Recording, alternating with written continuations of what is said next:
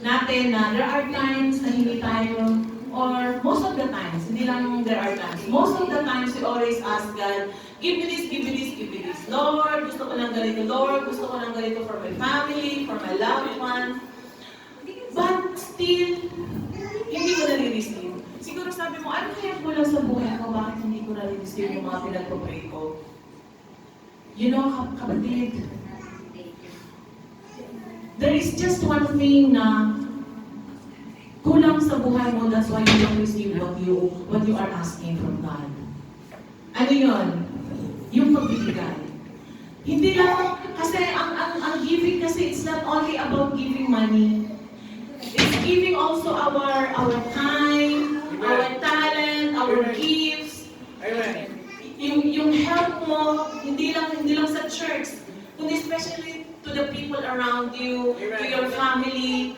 Yung pagpupray mo sa family mo, it's a big help na eh. Amen. And I'm sure that there are times na nagiging selfish tayo. Yung lahat ng hinihingi natin is para sa sarili lang natin. And maybe that's the reason why we don't receive. Kasi nagiging selfish tayo. Sabi nga dun sa James 4:3. Unahin ko yung 3. Sabi dito, when you ask, you do not receive because you ask with wrong motives. Amen? That you may spend on what you get on your pleasures. So hindi lang siguro, when we ask, hindi lang para sa sarili natin, we should ask also for our family. We should ask also for our friends. We should ask also for our employer especially. Ipag-pray natin yung mga company natin. Amen? Amen. Kasi, in the first place, si Lord naman ang unang nagbigay sa atin eh. Wala tayo ngayon dito, kung ano man ang meron tayo, kung ano man ang tayo ngayon, it is all from the Lord. Amen? And another thing also is, siguro kulang yung kagalakan natin sa pagbibigay. Siguro nandun yung when you give, nag-expect ka ng magre-return to kaagad. Yes, magre-return yan, i-return sa'yo ni Lord yan, doble-doble. But, give it with all your heart. Hindi yung napipilitan ka lang, ay, magsisimba na naman, magbibigay na, obligado akong magsimba kasi nakakahiya. No! Hindi po ganun, brothers and sisters. We should give from our hearts. And, in giving, kaya natin hindi lang receive yung mga hinihiling natin kay Lord. Siguro there are times na kulang din tayo dun sa obedience. Amen? Kasi sabi nga dun I think in Matthew 6:33, yung seek ye first the kingdom of God and all these things, if I say it correctly, Amen. tama? Seek ye first the Seek kingdom ye of first the God kingdom of God and all these things shall be and His added. righteousness. And His righteousness. Ayun, ano bang sinisik natin? Yun lang ba yung napapakinabangan natin? Kasi seek lang tayo ng mga material things. Why not seek God first? Amen. Kasi yun ang sabi niya eh, seek God first and His righteousness, and all these things shall be added unto you.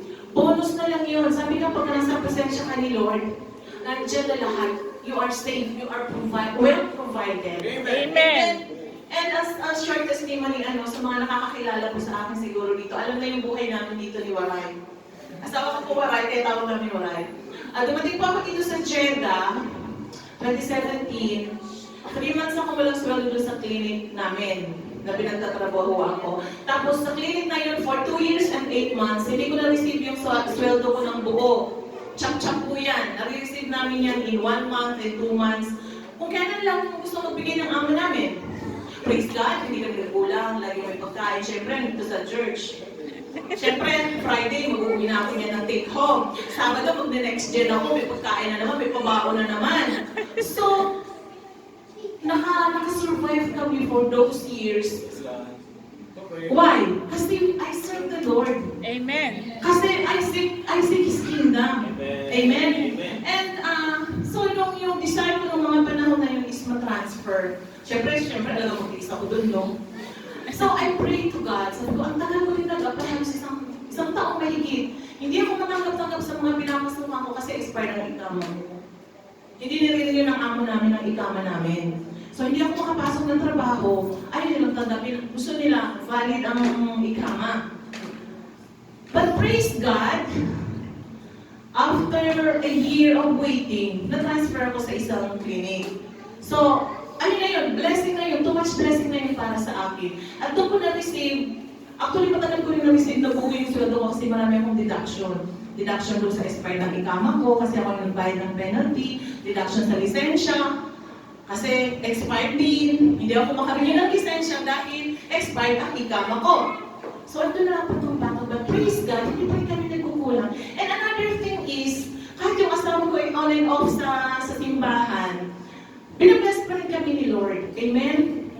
At tagal din niya nakapasok ng stable na trabaho dito, hindi siya tinatransfer hindi siya binibitawan ng dati niyang sponsor. Tagal. But praise God, ngayon nakapasok na din siya sa Godiva. Kaya po tayo ay may supply ng Godiva. Okay. Praise God. Praise God. Ang bango! Ayun. Susunod din kami, lakam.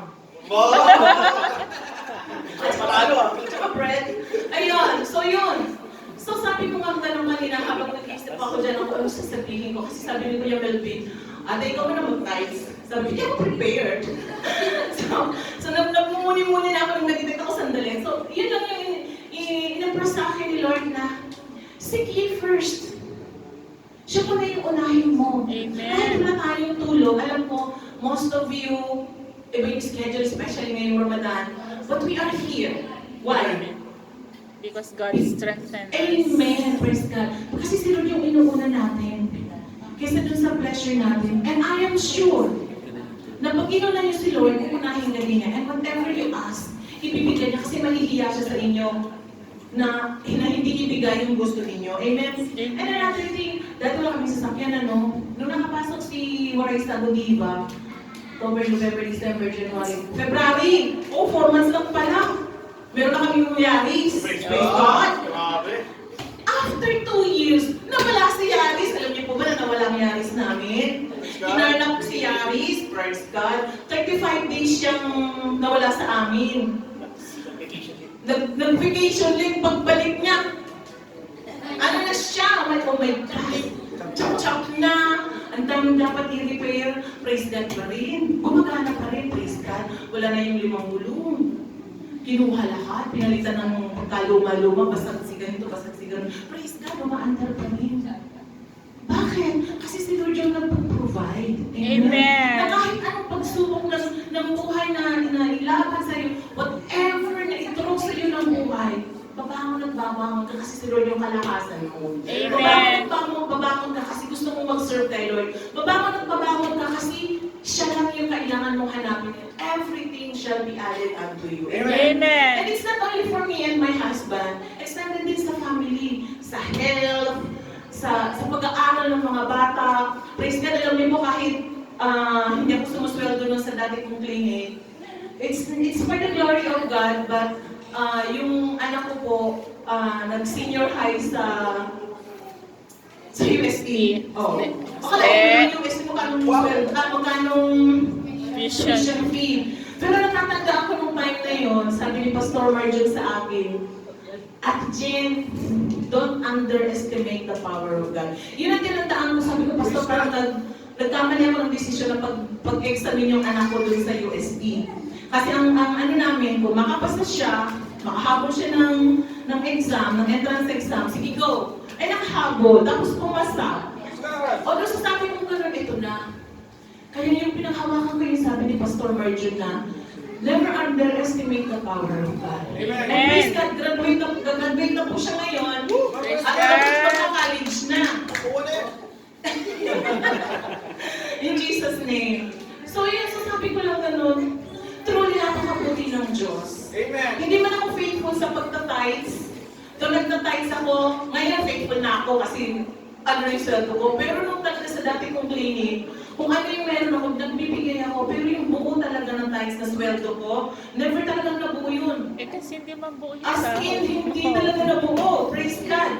Pero nagtatides pa rin ako. Amen, hallelujah. And yun yung mga pinanghahawakan ko lang. Na sabi ko ganun, hindi lang pala talaga para sa sarili ko, kundi para din sa pamilya ko. Amen. And recently, yung asawa ng kapatid ng asawa ko, na Southeast Asian sa Lajuran. So natanggal siya sa trabaho, labtek siya, nawala na siya ng trabaho, tinit na rin siya ngayon, expired ng ikama niya. But praise God! Sa kabutihan ng Lord, nakapasok siya. Siguro natanong niyo kung saan. Oh, clinic lang pero sa may clinic. Oh, praise God! Diba? Parang sabi ko ganun, hindi ko naman hiningi kay Lord na makapasok siya sa ganong klaseng clinic. Okay na sa akin yung maipasok siya ng trabaho. Para lang masustentuhan yung pag-aaral ng dalawa niyang anak. And praise God, sinagot ni Lord. Pagdating po siya sa Sabado, so in Jesus' name, sa Friday, masasama ko na siya dito. Praise God. So sabi ko kanina, Lord, napakabuti mo. Kahit ang dami kong pagkukulang, kahit hindi ako nagiging faithful sa'yo, nagiging faithless ako, there are times na hindi ako nakakapag-pray, but truly yung faithfulness ni God hindi magbabago. So, tonight, I want to encourage you na not just to give, but to give from our hearts. Amen? Amen. And at paglabas ko dito sa bahay panambahan ito, I declare na hanapin natin si Lord lagi. Amen. Yung mga naririnig natin dito, yung mga nababasa natin sa Bible, sabi nga kilalanin mo na gusto si Lord. And everything will be added unto you. Amen? Amen. So yun lang po yung short testimony, long testimony na yun. Praise God, tayo na pong magbigay. Hallelujah.